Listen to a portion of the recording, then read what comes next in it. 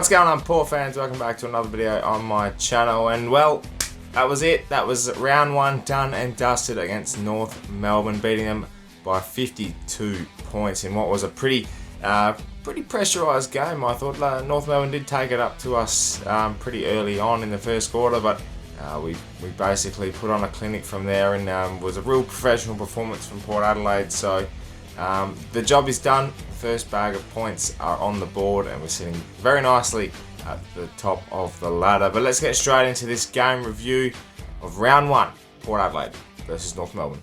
Young got there late with a fist, but knocked it central. Orazio Fantasia, huge first half. Might have a big second half too. Orazio's got four. Straight off the bat, there was a couple of key points that I noticed straight away when we were playing in that first quarter. It was that the trend of us starting a little bit slowly does seem to be sticking around a little bit. It's been happened last year.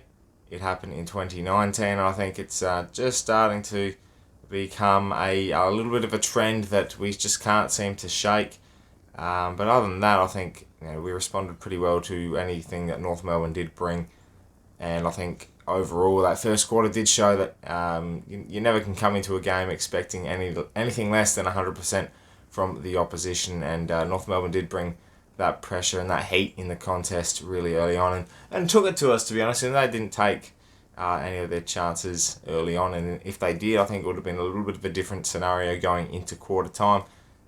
However, after that, the second quarter came along, and the clinic started to begin. We went bang bang early on the scoreboard, and Orazio ended up hitting a couple of goals in quick succession, and also Charlie Dixon was able to hit the scoreboard, which I thought was crucial in that part of the game. He wasn't getting much done around the ground, so for him to get a couple on the board quickly really just kicked our momentum into gear. And after that, it was just pretty much motionless from North Melbourne, and Port Adelaide went into half-time with I think it was a 40-point lead, which was, at that time, to go from 2 points down. We kicked 8 goals in the second quarter, and it was just a dominant performance in that second term, which we were able to capitalise on anything North Melbourne did mistake-wise, and then also are able to create our own avenues towards goal. And that was off the back of our great defensive unit down back with Cleary in his 100th game, and Tom Jonas, and Aliir was sensational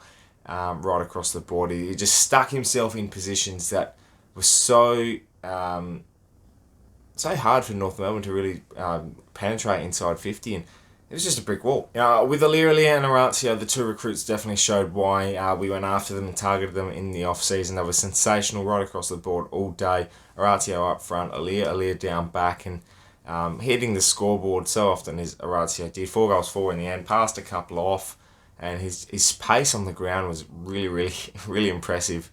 And that third goal, I think he kicked in the third term, and just crumbed it off the back of Marshall, tapping it forward.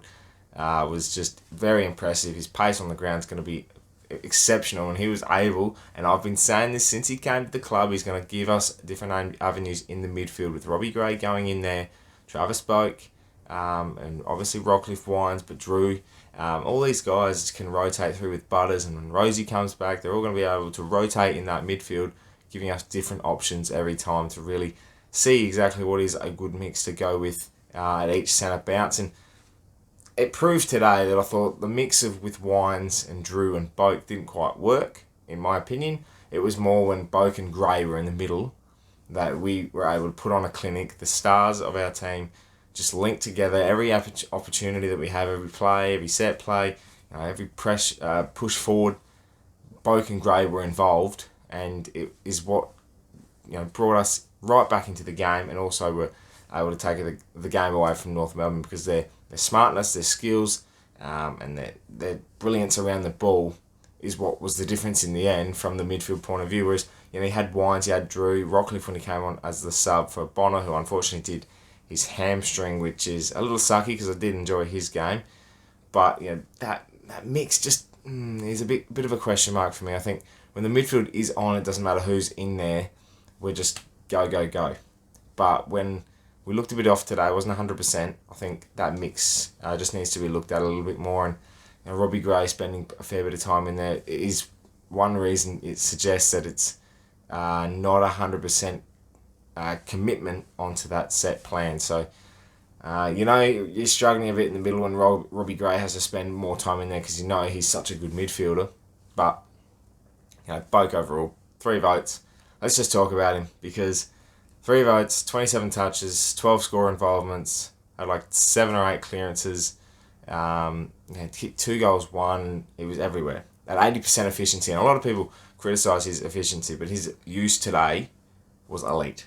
Like, there's nothing more you could describe this performance. It's 3 votes.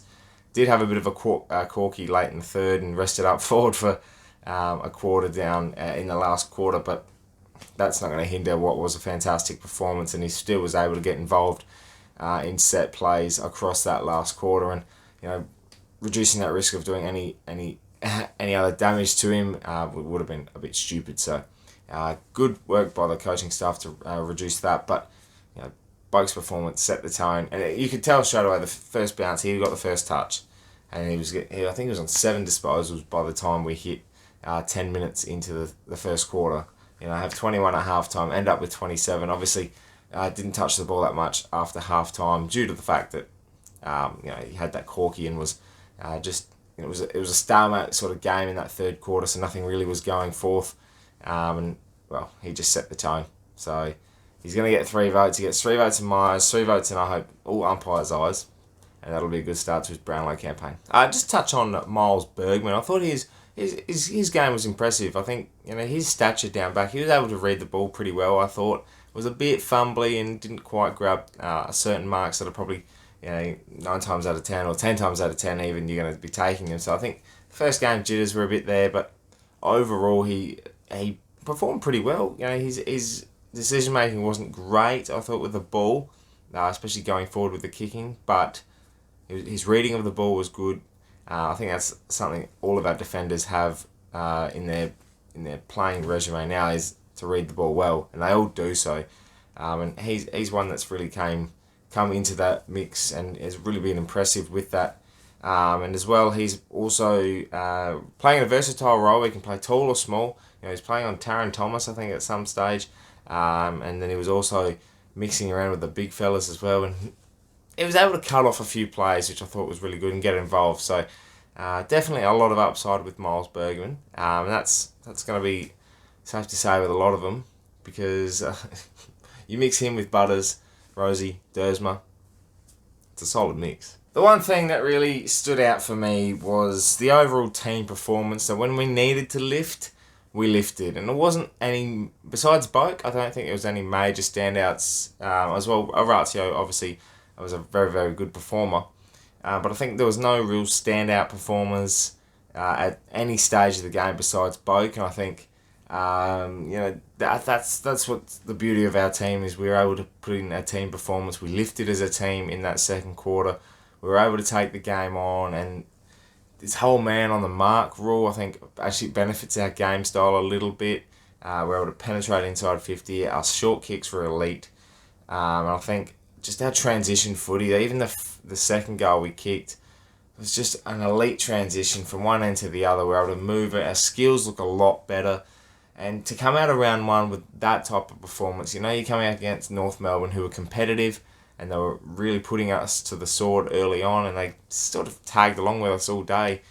I think overall, you come out of that 52 points, you take it in the bag, you head off next week, you come back home, you play Essendon, who looked pretty good against Hawthorn in the first half, and then, well, they sort of fizzed away a bit. But to start your campaign like that, you couldn't ask for anything better. I think we're quite happy as Port fans at the moment, and you look at the little things, you get quite too deep into them, and it's just becoming, you get caught up in the emotion, whereas you tick it off, 4 points, professional performance by Port Adelaide, and now you move into next week. So round 1 done, another 21 to go. We also get Hamish Hartlett, and a very close possibility that Connor Rosie will come back as well. So that'll be 2 massive ins, with obviously Riley Bonner going to be out with a hamstring injury by the looks of it. He looked really good in his different role that he was playing, so unfortunate for him.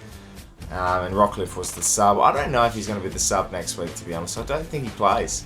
if I'm honest. I think Bonner comes out for Hartlett, and Rosie will come in for Rockcliffe, and someone else will be the sub on the day.